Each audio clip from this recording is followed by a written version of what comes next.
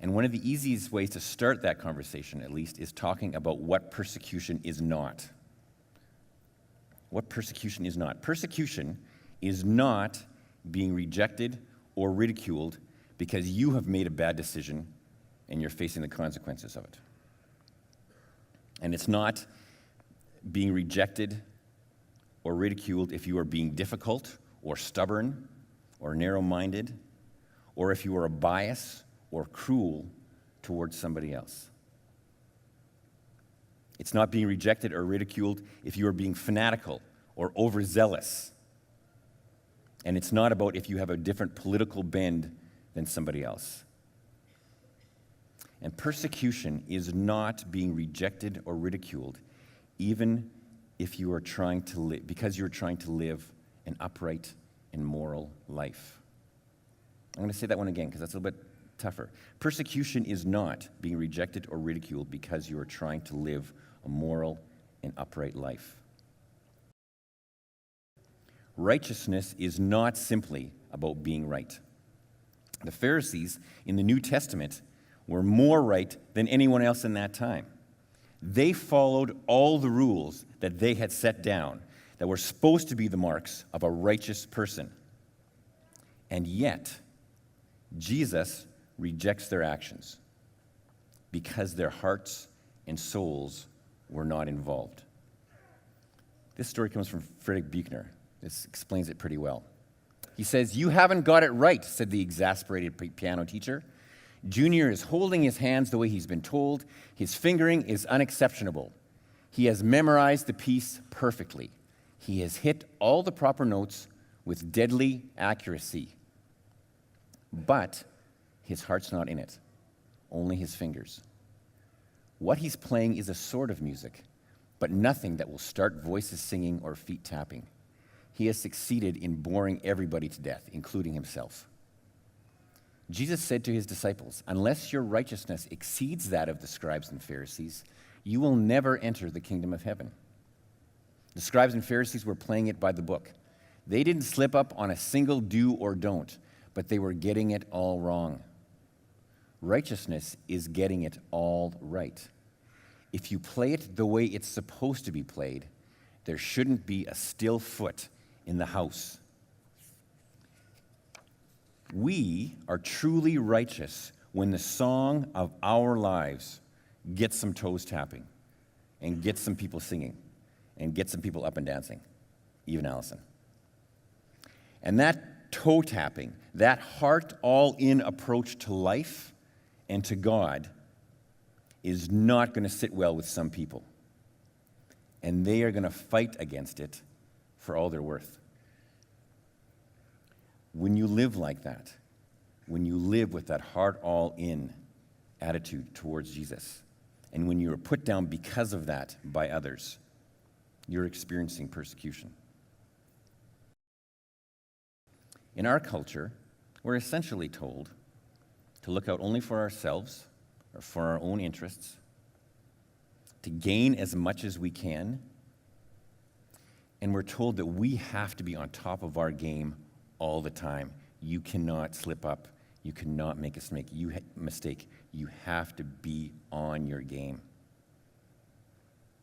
And the kingdom of God, conversely, is characterized by things like love, exuberance about life, excitement, peace, compassion, goodness, loyal commitments to each other, and service, serving one another.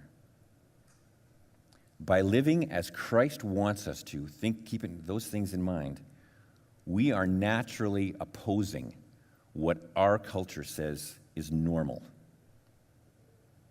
And the Canadian dream of me first does not fit with the kingdom of God. Now, there's a lot of people in different belief systems or groups who would truthfully say that these ideas of love and goodness and service are important. They would believe in those too. However, we need to remember what we know about righteousness.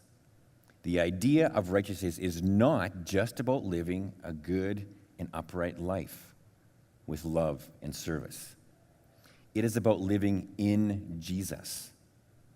It is about entering into the kingdom of God. And that is the idea that is going to turn people off. And that is the idea that is going to turn people against us. They will fight it. So, don't be shocked. Don't be surprised when people stand against you because of your belief in Jesus. Jesus said that if people were against him, that of course they would be against his followers. It makes sense. So, how are we supposed to approach this? What are we supposed to do? And there's lots of things, lots of ways we can look at that. First thing Jesus says is, again, rejoice. Be glad. Revel in it. Be glad about it. Give a cheer. There is hope to be found. Without hope, we perish, but there is hope to be found in suffering. Romans 5, verse 3 says this, "We also glory in our sufferings because we know that suffering produces perseverance, perseverance, character, and character, hope." There is a direct line between suffering and hope. There's a direct line between suffering and hope. There is hope to be found even in the midst of suffering. Frederick Buechner says this, "Joy is a mystery because it can happen anywhere, anytime, even under the most unpromising circumstances, even in the midst of suffering, with tears in its eyes. Joy and hope can be found in the middle of suffering. Those are not mutually exclusive. So we need to rejoice. Be thankful for the fact that we get to walk with Jesus through these things, that there is hope. We also need to take the long view of history. Sometimes we act and we feel like what we're in right now is it. This is the sum total of my life, is what I'm going through right now. And we forget that Jesus knows exactly what's going on, and Jesus knows how it's going to end. He knows the end of the story. One of my favorite books is a book by Frederick Buechner, oddly enough. And the title of it talks about the gospel as tragedy, comedy, and fairy tale. And the fairy tale, if you know anything about fairy tales, you know what's always the case in a fairy tale is that it's a good ending. They live happily ever after. The story that we are in has a happy ending. Jesus knows this, and we have to follow him in that. The suffering and persecution that we go through is not the end of the story. We also need to live in and seek to thrive in community. We need each other.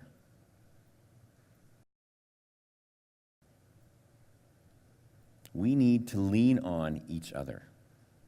We need to know that it's okay to lean on each other.